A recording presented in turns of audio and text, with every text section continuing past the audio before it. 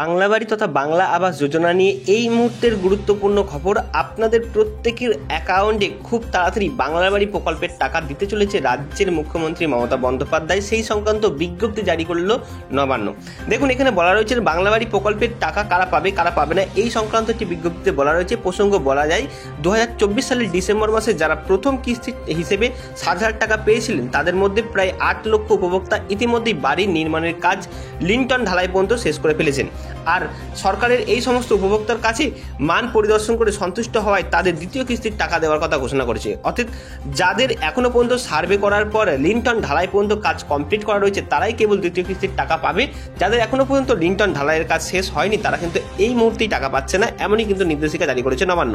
তো কারা টাকা পাবে না একটু দেখে নিন। এমনটা নয় যে যারা এখনো লিন্টন ঢালাই পর্যন্ত বাড়ি করেছেন তারা টাকা পাবে না, এমনটা নয়।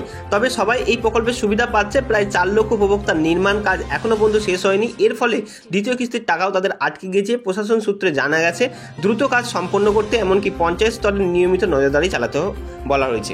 অতএব আপনারা দ্বিতীয় কিস্তির টাকা পাওয়ার জন্য অন্ততপক্ষে লিন্টন ঢালাই পর্যন্ত কাজ করবেন। সেই রিপোর্ট যখন রাজ্য সরকারের কাছে পৌঁছাবে তখনই কিন্তু আপনারা দ্বিতীয় কিস্তির টাকা পাবেন, না হলে আপনাদের টাকাটি এমনই আটকে থাকবে।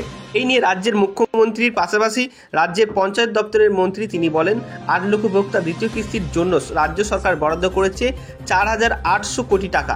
মুখ্যমন্ত্রী মমতা বন্দ্যোপাধ্যায়ের বিশেষ উপদেষ্টা বা পঞ্চায়েত অর্থ দপ্তরের যৌথ উদ্যোগে চালু হয়েছে।